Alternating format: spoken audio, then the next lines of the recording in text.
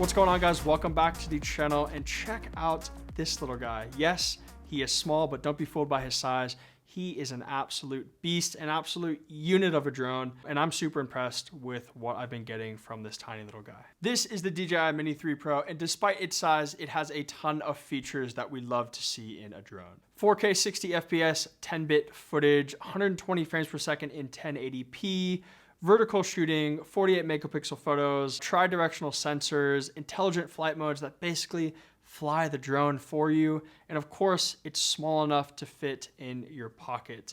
I honestly think that this is the best beginner drone that you can buy right now, and we're gonna talk about that in this video. Now, when this thing first came out, I gotta admit, I kind of dismissed it a little bit. Never really paid a whole lot of attention to the Air series or the Mini series, and that's because I've always flown on the Pro series.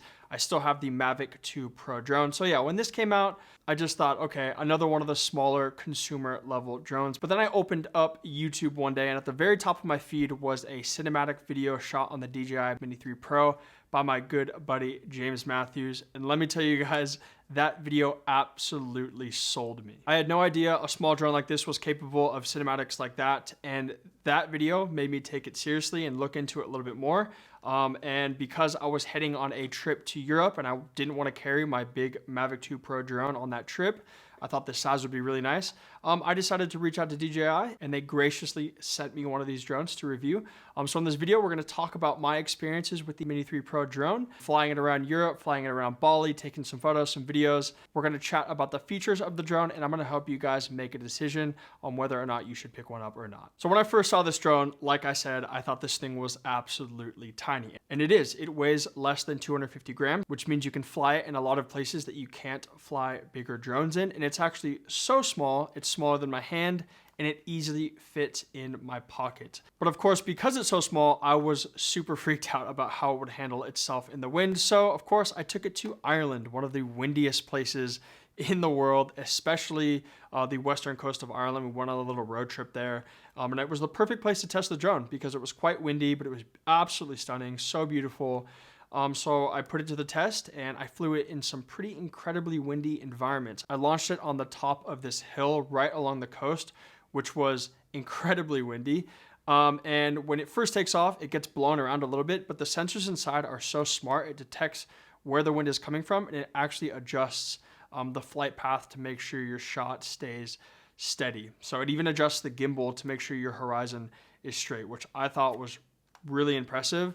Even though it looked like it was getting tossed around, the footage was actually pretty steady. But while the small size is nice, of course, the most important thing is the actual quality of the footage coming out of this drone. And I gotta say, I was pretty damn impressed with what I got with this drone. You can shoot 4K 60 FPS, you can shoot 1080p, 120 frames per second, slow motion. I would pretty much film all of my drone footage in 4K 30 frames per second, and the footage was beautiful. Yes, it does have a smaller sensor than my Mavic 2 Pro, but I think 99% of people are not going to notice the difference in the footage between these two drones.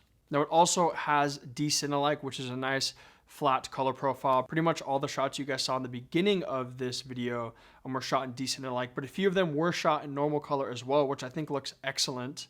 If you're not too versed in color grading, the normal color profile looks awesome, especially if you're shooting in not too crazy lighting conditions. But if you are shooting during the day and you want that extra dynamic range, I would definitely recommend shooting in D-Cine-alike. But one thing you need to be aware of when filming video with this drone is it has a fixed aperture of f1.7. Now, the f1.7 is awesome. It's great for low light, and it's actually super sharp for being such a wide aperture. But because it's a fixed aperture, that means we cannot adjust our exposure using our aperture, so we can only rely on our shutter speed and our ISO. And why that's tricky is because we always want to stick to the 180-degree shutter rule. So if we're filming at 24 frames per second, we want our shutter speed to be 1/50th of a second, give or take. But because we can't adjust our aperture, we need to use ND filters to block some of that excess light so we don't have to push our shutter to infinity. So I picked up the Polar Pro ND CPL filters, but unfortunately they only go up to ND32, and that wasn't strong enough to block some of the light during the day or even at sunset. I felt like I needed a stronger ND filter, ND64, ND128. So I'm definitely going to be picking up some of those and I definitely recommend that you pick up some of those as well. Actually, most of the shots you guys saw in the beginning of this video were not shot with the 180-degree shutter rule because I just didn't have enough ND filters to block all of that incoming light. Now, this is going to be less of a problem if you're flying high in the sky, but once you get low to the ground and that foreground is moving quickly through your scene, you're definitely going to want to stick to that 180-degree shutter rule because it just looks so much nicer and more cinematic. Now, there is another feature on this drone that does make exposing a little bit easier, and that is the dual native ISO.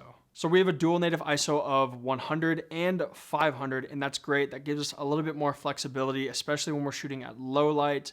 But I think one of the things that makes this drone so great, especially for beginners, are its intelligent flight modes. We have Active Track 4.0, which does an awesome job at tracking you, and it can even avoid obstacles in your way. We have quick shots as well, and those are actually really cool. I didn't think that they would be that great because I usually just fly manually. But once I actually opened up the drone and tested it out a little bit, it's pretty cool. There's some really interesting cinematic shots that you can get. You just literally hit a button and the drone flies away and captures a cinematic shot of you. And for the ultra noobs, we have master shots as well. No, I'm just joking. This is actually a really cool feature, and it is great for beginners because what master shots does is it basically just films a bunch of cinematic scenes and then it will return home. So it'll fly for like 2-3 minutes, capture all of these cinematic shots and stitch it together in a video for you that you can basically just share on social media right away. So no editing involved. And that's one of the things I think makes this drone so good for beginners. Now, of course, we also have hyperlapse features, which we've seen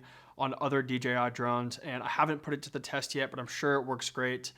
The intelligent features on these drones are incredibly smart, and I'm excited to test out that hyperlapse feature soon. Now, of course, all of these video modes work in vertical orientation, and that is one of the biggest selling points of this drone. You can shoot vertically. The gimbal actually flips sideways, and you can capture true vertical videos and images, and you can use all of these intelligent flight modes in that orientation. So that's amazing for people that are posting on social media, whether you're doing Instagram Reels, TikToks, YouTube Shorts, whatever. The world is moving vertically, and DJI is on board with it. Okay, but what about photography? Now, obviously, I am a photographer by trade, and I was super impressed with the photos from this drone. There's really not a whole lot to say about it. It does shoot 48 megapixel photos. I did take some 48 megapixel photos, but I didn't feel like there was any big difference between the 12 megapixel photos. So I was just shooting normal 12 megapixel photos. We still do have those panorama modes. So you can shoot a panorama, you can shoot a wide angle, you can shoot, I think, 180 degrees. Now, I do use that vertical camera as well, but you do still have the lens distortion on that vertical camera for photos. So I personally still really like to shoot the vertical pano when I'm shooting vertical images because I can just stitch those photos together. I have a nice wide angle and a tall image as well, and it's full of data. I felt like I could push the files pretty well. I edited a few of the images, and the dynamic range is great. I didn't feel like there was a huge difference between this drone and my Mavic 2 Pro. Obviously, the Mavic 2 Pro has a bigger sensor, and it natively shoots 20 megapixel photos. So on paper, it is a better drone for photography, but I'm really not a pixel peeper. I think the imperfections of photography make it what it is. So I'm a big fan of the photos from this drone. So what about the batteries? To be honest, I'm not one of those guys that sits there and times my flights. On paper, it says 34 minutes. I think you could probably get close to that, maybe a little bit less. I didn't feel like the batteries were limiting me in any way. I was flying for quite a long time, absolutely ripping it, going far away, and I didn't feel like the batteries were getting in my way of my flights. So when I picked up the Fly More kit, where you get 2 extra batteries, a charger, and a little case as well, definitely think it's a good deal, and I recommend picking that up. But having 3 batteries means I can fly for, roughly an hour and a half, and I thought that was more than enough time for me. Now, of course, we also have the RC controller with the built-in screen. Big fan of this little controller, simply because the screen's built in. Coming from the Mavic 2 Pro, I had to pull out my phone and, fiddle with it and plug it in and set it up, and it was just a bit annoying. This makes me want to fly so much more, and I honestly recommend picking it up. I think it's like an extra $150 or something like that. I think it's a no-brainer. So of course, this drone is not perfect. Nothing is perfect in this world, guys. We know that by now. And like everybody else, I think the SD card slot is pretty annoying. You really have to get in there to put it in and take it out on the back of the drone. But to be honest, it's just a minor annoyance. It's not that big of a deal. And then the other thing is just that lack of variable aperture. Honestly, it would be really nice to be able to adjust our aperture just simply for exposure. I think the aperture is really sharp.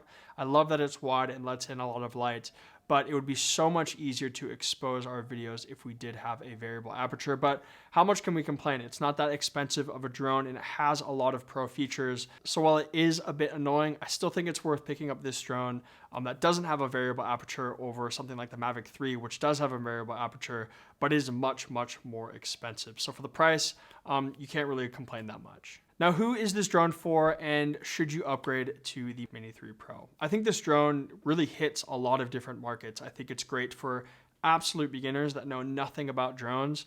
It has those intelligent flight features. It will fly for you, basically. You just get it up in the sky, you press a few buttons, and it'll capture some really cinematic shots for you. It's great for amateur drone pilots that know a little bit more and want to capture some cinematic shots. And honestly, I think it's more than suitable for professionals as well, especially if you know how to balance your exposure and use ND filters to get that 180-degree shutter rule for video. I definitely think it's more than good enough to capture some cinematic shots, whether you're doing real estate, travel photography, travel videography, whatever you're doing. This drone definitely is good enough for professional work. Now, in terms of upgrading, I would say if you're feeling limited by your current drone, you're ready for the next step, I would definitely go ahead and upgrade. I don't think the price is that high. You can always sell your old drone, and this one is going to last you longer in the future because it has more modern features. If you're coming from a Mavic 2 Pro, I would say you don't need to upgrade unless you really want that small form factor. For me, that's really important. So that was a big consideration for me. Now, if you are going to buy this drone, I definitely recommend buying it with the Fly More kit. You get the little bag, you get some extra props, 2 extra batteries, and the charger as well. And for the charger, you just simply slip these in like that, and you're good to go. You can monitor the battery level on the side there, and you just plug it into a USB-C. So plug in your MacBook charger. And I felt like it charged pretty fast. This is so nice as compared to the Mavic 2 Pro charging system. Those batteries were big, they were annoying, and I didn't like the charging system. So big fan of this. Definitely recommend picking up the Fly More kit if you guys are going to buy this drone. So like I said, I think this is the best beginner drone on the market right now. I think it's going to last you for years ahead, whether you're a pro, an amateur, or a complete beginner that's never flown a drone in your life. I would definitely recommend picking it up. I think it's $750 without the RC remote or $900 with the remote. I think those are great prices for what you're getting in this drone. All of the features that we talked about in this video make it incredibly future-proof. It's gonna last for years to come, and the quality is top-notch. So for me, I'm super pumped with this drone. I don't even think I'm gonna be flying my Mavic 2 Pro anymore because I really do like the footage that I'm getting from this tiny little drone, and it's gonna be with me all the time because it's nice and small, and I think I'm gonna fly a lot more than I would my Mavic 2 Pro. So hope you guys enjoyed the video. I hope it was helpful for you guys. And of course, if you guys have any questions about the drone, let me know in the comments down below. Thanks again for watching, guys, and I will see you again next week.